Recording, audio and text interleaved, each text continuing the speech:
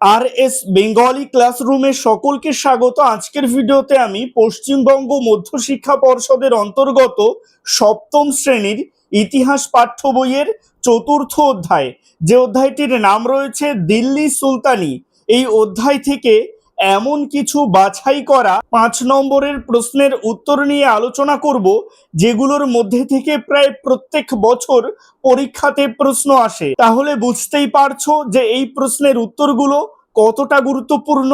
এ প্রসঙ্গে বলে রাখি, এই অধ্যায়ের 1 নম্বর, 2 নম্বর এবং 3 নম্বরের প্রশ্নের উত্তর আগেই এই চ্যানেলে প্রকাশিত হয়েছে। যারা এখনো পর্যন্ত সেই ভিডিওগুলো দেখে উঠতে পারোনি, তাদের জন্য আমি এই ভিডিওটার ডেসক্রিপশনে সেই ভিডিওগুলোর লিংক দিয়ে দেব, অবশ্যই সেখান থেকে ভিডিওগুলো দেখে নিও। তো কথা না বাড়িয়ে শুরু করছি আজকের মূল ভিডিও। 1 দাগের প্রশ্নে বলা হচ্ছে, আলাউদ্দিন খলজির বাজার দর নিয়ন্ত্রণ নীতি সম্পর্কে আলোচনা করো। এটা আমি 3 মার্কের প্রশ্নের আলোচনার সময়ও বলেছি।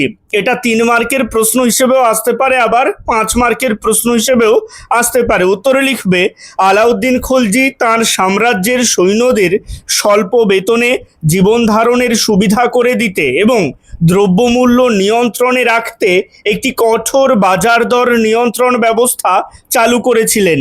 এই ব্যবস্থা সম্পর্কে জানা যায়, 1. দ্রব্যমূল্য নির্ধারণ। এই পয়েন্টের আন্ডারে লিখবে, আলাউদ্দিন খলজির আমলে সুলতানের তরফ থেকে বাজারের সমস্ত নিত্য প্রয়োজনীয় দ্রব্যের দাম ঠিক করে দেওয়া হতো। 2. বাজার দর তদারকি। এই পয়েন্টের আন্ডারে লিখবে, আলাউদ্দিন খলজির আমলে দিল্লিতে 4টি বড় বাজার ছিল। এইসব বাজারে খাদ্যদ্রব্য, ঘোড়া, কাপড় ইত্যাদি বিক্রি হতো।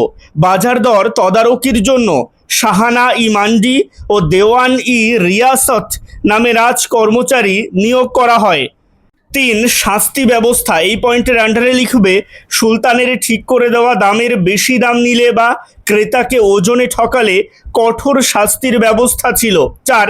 রেশন ব্যবস্থার প্রবর্তন। এই পয়েন্টের আন্ডারে লিখবে, খাদ্য সংকট বা প্রয়োজনের সময়ে সাধারণ মানুষকে সুলতানের পক্ষ থেকে খাদ্যশস্য ও অন্যান্য প্রয়োজনীয় দ্রব্য নির্দিষ্ট পরিমাণে সরবরাহ করা হতো।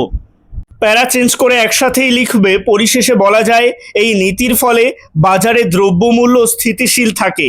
তাই আলাউদ্দিন খলজির বাজার দর নিয়ন্ত্রণের নীতি মধ্যযুগীয় ভারতের একটি গুরুত্বপূর্ণ অর্থনৈতিক সংস্কার হিসেবে বিবেচিত হয়।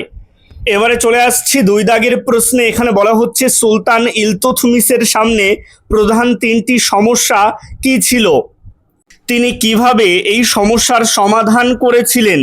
এই প্রশ্নটাও 3 নম্বরের প্রশ্ন হিসেবেও আসতে পারে, আবার 5 নম্বরের প্রশ্ন হিসেবেও আসতে পারে।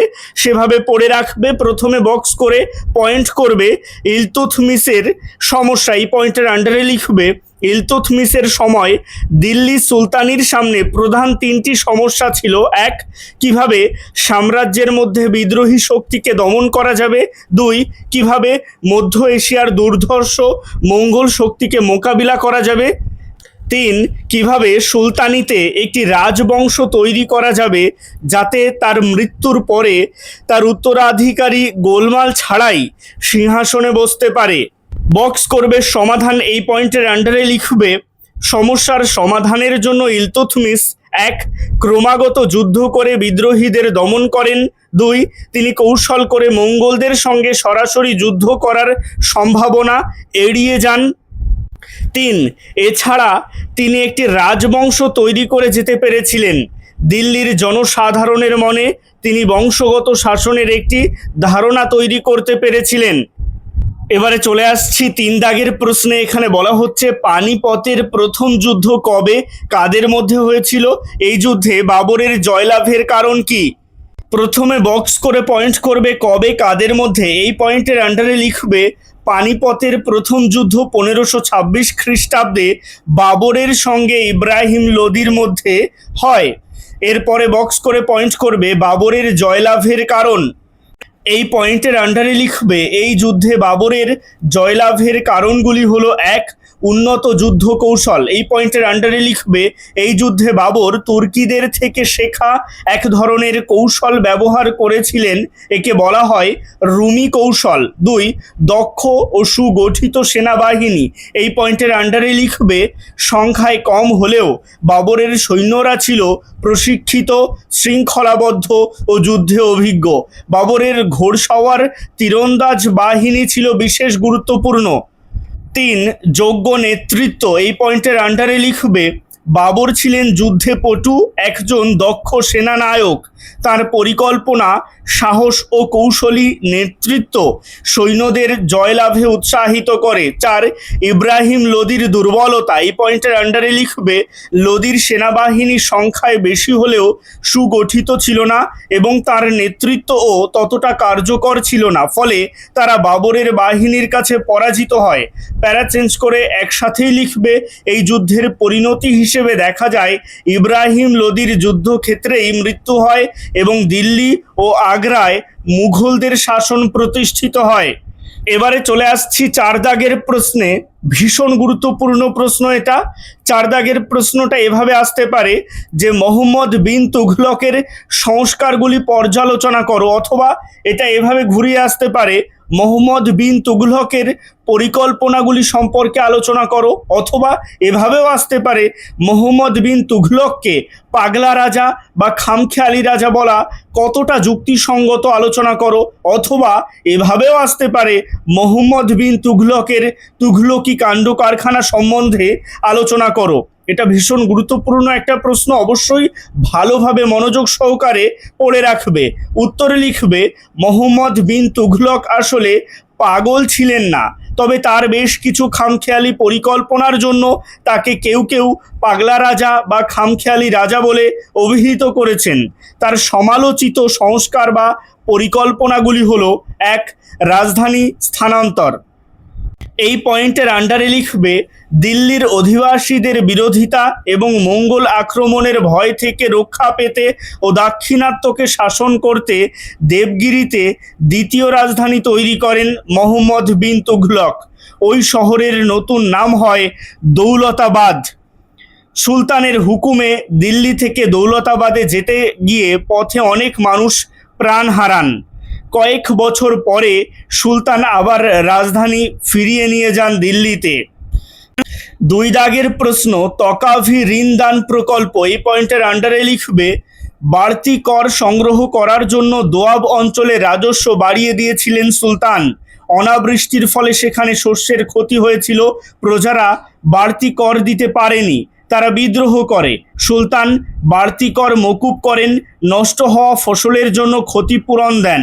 কৃষকদের সাহায্য করার জন্য সুলতান তকাভি ঋণ দান প্রকল্প চালু করেছিলেন। 3 নং পয়েন্ট, তামার মুদ্রা প্রচলন। এই পয়েন্টের আন্ডারে লিখবে মূল্যবান ধাতু সোনা এবং রূপোর ঘাটতি মেটাতে তামার মুদ্রা চালু করেন সুলতান। ওই মুদ্রা যাতে জাল না করা যায় তার জন্য আগে থেকেই তিনি কোনো ব্যবস্থা নেননি। অনেকে তামার মুদ্রা জাল করে। বাজার থেকে জাল মুদ্রা তুলে নিতে রাজকোষ থেকে অনেক সোনা ও রূপোর মুদ্রা ব্যয় করতে বাধ্য হন সুলতান। 4, অযোগ্যদের উচ্চ পদে নিয়োগ। এই পয়েন্টের আন্ডারে লিখবে মোহাম্মদ বিন তুঘলক কয়েকজন অনভিজাত সাধারণ ব্যক্তিকে প্রশাসনে উঁচু পদে বসিয়েছিলেন। তাদের মধ্যে একজন মদ তৈরি করতেন, একজন ছিলেন নাপিত, একজন ছিলেন পাচক ও দুজন ছিলেন মালি। তুর্কি অভিজাতদের ক্ষমতা নিয়ন্ত্রণে রাখতে সুলতান এভাবে সাধারণ হিন্দুস্তানিদের উপর নির্ভরতা দেখিয়েছিলেন। প্যারা চেঞ্জ করে একসাথেই লিখবে পরিশেষে বলা যায় মোহাম্মদ বিন তুঘলকের সংস্কারগুলি ছিল অত্যন্ত উচ্চাকাঙ্ক্ষী ও যুগান্তকারী, কিন্তু বাস্তব পরিস্থিতি সম্পর্কে সঠিক ধারণার অভাব এবং পরিকল্পনাগুলির ত্রুটিপূর্ণ বাস্তবায়নের ফলে অধিকাংশই ব্যর্থ হয়। 5 দাগের প্রশ্ন, মধ্যযুগে দিল্লির সুলতানি শাসকরা কখন এবং কোন কোন শহর গড়ে তুলেছিলেন? উত্তরে লিখবে দিল্লির সুলতানি যুগে বিভিন্ন সুলতান প্রশাসনিক, সামরিক ও অর্থনৈতিক প্রয়োজনের জন্য নতুন নতুন শহর গড়ে তোলেন। এসব শহর মধ্যযুগীয় ভারতের নগরায়নের গুরুত্বপূর্ণ নিদর্শন, যথা: ১. সিরি শহর 1297 থেকে 1307 খ্রিস্টাব্দ। আলাউদ্দিন খলজি মঙ্গল আক্রমণ প্রতিরোধ ও প্রশাসনিক সুবিধার জন্য সিরি শহর প্রতিষ্ঠা করেন। এটি দিল্লির দ্বিতীয় শহর হিসেবে পরিচিত। ২. তুঘলকাবাদ 1321 থেকে 1325 খ্রিস্টাব্দ। গিয়াসউদ্দিন তুঘলক একটি সুরক্ষিত দুর্গনগর হিসেবে তুঘলকাবাদ নির্মাণ করেন। ৩. জাহানপনা 1326 থেকে 1327 খ্রিস্টাব্দ। মোহাম্মদ বিন তুঘলক পুরনো দিল্লি, সিরি ও তুঘলকাবাদকে যুক্ত করে জাহানপনা শহর গড়ে তোলেন। ৪. দৌলতাবাদ 1327 খ্রিস্টাব্দ। মোহাম্মদ বিন তুঘলক রাজধানী স্থানান্তরের উদ্দেশ্যে দৌলতাবাদকে গুরুত্বপূর্ণ নগর হিসেবে গড়ে তোলেন। ৫. ফিরোজাবাদ 1354 খ্রিস্টাব্দ।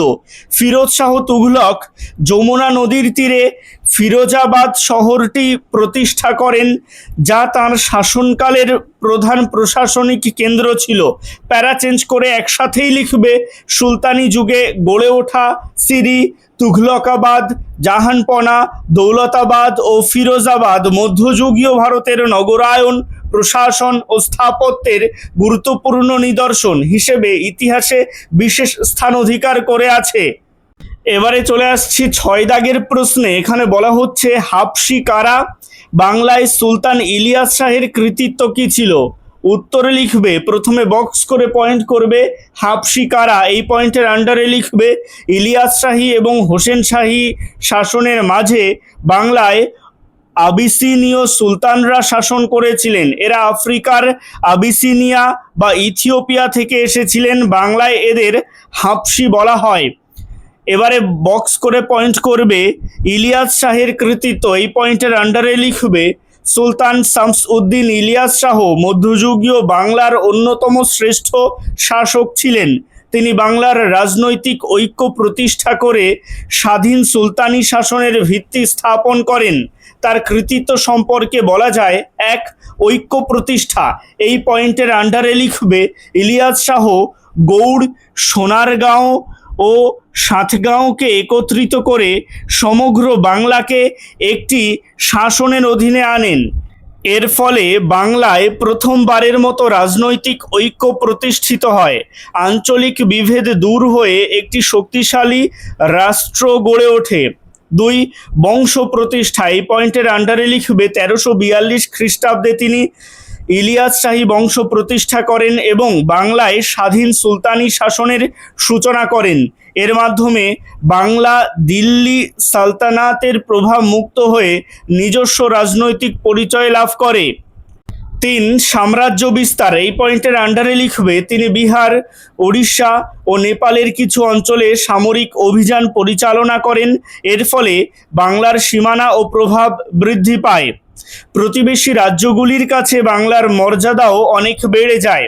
৪. প্রশাসন, এই পয়েন্টের আন্ডারে লিখবে ইলিয়াস শাহ একটি দক্ষ ও সুসংগঠিত প্রশাসনিক ব্যবস্থা গড়ে তোলেন।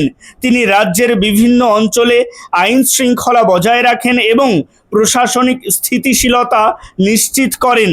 ৫. অর্থনৈতিক উন্নতি, এই পয়েন্টের আন্ডারে লিখবে তাঁর শাসনকালে কৃষি, বাণিজ্য ও যোগাযোগ ব্যবস্থার উন্নতি ঘটে। অভ্যন্তরীণ ও বৈদেশিক বাণিজ্যের প্রসারের ফলে রাজ্যের রাজস্ব বৃদ্ধি পায় এবং অর্থনীতি সমৃদ্ধ হয়। প্যারা চেঞ্জ করে একসাথেই লিখবে, পরিশেষে বলা যায় বাংলার রাজনৈতিক ঐক্য প্রতিষ্ঠা, স্বাধীন সুলতানি শাসনের সূচনা, সাম্রাজ্য বিস্তার, প্রশাসনিক দক্ষতা এবং অর্থনৈতিক উন্নয়নের জন্য ইলিয়াস শাহ বাংলার ইতিহাসে এক গৌরবময় ও স্মরণীয় শাসক হিসেবে পরিচিত। এখানে যে প্রশ্নগুলো রয়েছে তার প্রত্যেকটা প্রশ্নই অত্যন্ত ভালোভাবে পড়বে। আর ১ দাগের এই প্রশ্নটা এবং ৪ দাগের এই প্রশ্নটা আমার মতে এই অধ্যায়ের সব থেকে গুরুত্বপূর্ণ দুটো প্রশ্ন, তাই এই দুটো প্রশ্নকে অবশ্যই বাদ দেবে না, অত্যন্ত ভালো করে খুঁটিয়ে পড়ে রাখবে। আজকের ভিডিওটা এই পর্যন্তই। ভিডিওটা কেমন লাগলো অবশ্যই কমেন্টের মাধ্যমে জানিও। ভালো লাগলে লাইক করো এবং একই ক্লাসের বন্ধুদের সাথে ভিডিওটিকে শেয়ার করতে ভুলো না। ভালো থেকো, সুস্থ থেকো সকলে, আর অবশ্যই RS বেঙ্গলি ক্লাসরুমের সাথে থেকো। সবশেষে একটাই রিকোয়েস্ট, এখনও পর্যন্ত যারা চ্যানেলটিকে সাবস্ক্রাইব করে উঠতে পারোনি তারা অবশ্যই চ্যানেলটিকে সাবস্ক্রাইব করে দিও এবং পাশে থাকা বেল আইকনটিকে প্রেস করে অল বাটনে ক্লিক করে দিও নতুন ভিডিওর আপডেট সবার আগে পেতে।